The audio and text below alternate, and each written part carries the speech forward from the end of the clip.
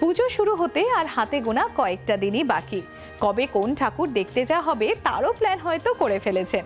শহরে এরকম অনেকগুলো অঞ্চল রয়েছে যেখানে গেলে কাছাকাছি মিলবে বেশ কিছু বড় বড় পুজো।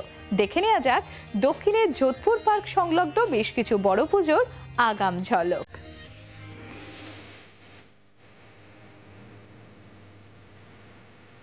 ৮৬তম বর্ষে সেলিমপুর পল্লীর নিবেদন অনন্ত দৃষ্টি। আমরা কিছু কাজ প্রকাশ্যে করি, কিছু কাজ করি লোকচক্ষুর আড়ালে। সে খবর কেউ না পেলেও মা ঠিকই টের পান, কারণ মায়ের আছে অনন্ত দৃষ্টি। এই দৃষ্টিকেই ফুটিয়ে তুলতে এবার দারুণ চমক আছে দেবীর চোখে। মণ্ডপ আবছা আলোয়, আর মাঝে জল জল করছে দেবীর তৃতীয় নয়ন, যেন দর্শকদের অন্তরাত্মা ভেদ করে সব পাপ পুণ্যের হিসেব মনে মনে তিনিই কষে নিচ্ছেন। অনিমেষ দাসের ভাবনায় এবার এই দেবী মূর্তি হলো ইউএসপি সেলিমপুর পল্লীর। আমরা কি হয়, আমরা বিভিন্নভাবে বিভিন্ন চোখে মাকে দেখি, অর্থাৎ মাকে যখন আমরা দেখি, মা হচ্ছে কি আমাদের বিচারক। মা সে হচ্ছে আমাদের বিচারক। তাকে দেখতে গেলে আমরা যে অনেক রকমের কাজ করি, সেটা ভালো হোক মন্দ হোক, কিন্তু সেটা আমরা কোনো সময় পাশ কাটিয়ে চলে যাই, কিন্তু তার কাছে সেই বিচার সবাই কিন্তু সে ঠিক দেখছে কোনটাকে ভালো করছে না মন্দ করছে।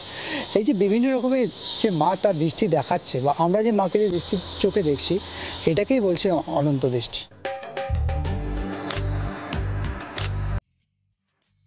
সাউথ সিটি মল থেকে ঢিল ছোড়া দূরত্বে ইডিএফ তালতলা মাঠে এবার গৃহস্থের ঘরোয়া শিল্পের এক অপূর্ব কোলাজ। শিল্পী পূর্ণেন্দু দে এবার থিমের নাম দিয়েছেন এসো আলপনা দি। সত্যি তো, আমাদের মা ঠাকুমা পিসিমারা বাড়িতে পুজো হলেই আগে আলপনা আঁকতেন। এখন তো আলপনা স্টিকার কিনতে পাওয়া যায়। দায়সারা ভাবে আমরা বাড়িতে গণেশ, লক্ষ্মী বা সরস্বতীর পুজোয় সেই স্টিকারই সেটে দিই। অথচ আলপনা শিল্পের ঘরোয়া বৈচিত্র্য একসময় বাঙালির ঐতিহ্য ছিল। শিল্পী মণ্ডপে দড়ি, খড় আর রং দিয়ে আঁকছেন অজস্র আলপনা। বিভিন্ন বাড়িতে লক্ষ্মী পুজোর নেমন্তন্ন হয়, আমি যাই, গিয়ে দেখিস তারা সবাই একটা স্টিকারের আলপনা চিটিয়ে দিচ্ছে। এইটার থেকে আমার মনে একটা স্ট্রাইক করেছে যে এই মানুষের মধ্যে যদি আমরা এটাকে ফিরিয়ে আনতে পারি, কেন সামান্য তো একটুখানি অল্পও যদি একটা লক্ষ্মীর পার একটা যদি আঁচড় টানে, তাহলে সেটা মা লক্ষ্মীর কৃপাটা যেন আরও বেশি হয়।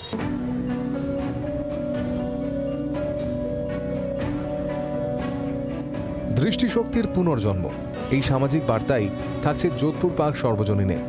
2023 শারদোৎসব মঞ্চে যোধপুর পার্ক চোখের পুনর্জন্মের গল্প বলছে। এই থিমের মাধ্যমে বোঝানো হয়েছে যে দৃষ্টিহীনরা পর্যাপ্ত ডোনার বা দাতার অভাবে দৃষ্টি ফিরে পেতে ব্যর্থ হন। তাদের পাশে দাঁড়ানো আমাদের কর্তব্য।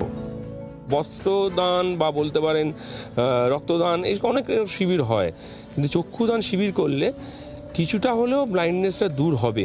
আমি জানি 10% হয়তো হবে না, কিন্তু একটা বার্তা তো যাবে যে চক্ষুদানটা ওই রক্তদানের মতন যদি ক্লাবগুলোর মধ্যে হয়, তাহলে আর কিছু না হোক ব্লাইন্ডনেসটা অন্তত কিছু পার্সেন্টেজ কমবে।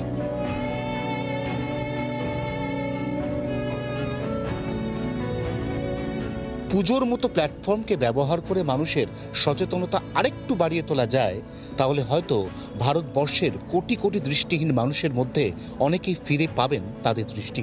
ঠিক এই লক্ষ্য থেকেই যোধপুর পার্ক এবার এক অদ্ভুত সুন্দর মণ্ডপ তৈরি করেছে, যে মণ্ডপের চারিদিকে শুধু চোখ আর চোখ, চক্ষুদানের মাধ্যমে পুনর্জন্ম। এরকম একটি গভীর থিম আস্তে আস্তে বাস্তবায়িত করছে তারা জি 24 ঘন্টার জন্য। ক্যামেরায় তরুণের সঙ্গে অয়ন, কলকাতা। বাংলার আওয়াজ, বাঙালির আবেগ, জি 24 ঘন্টা।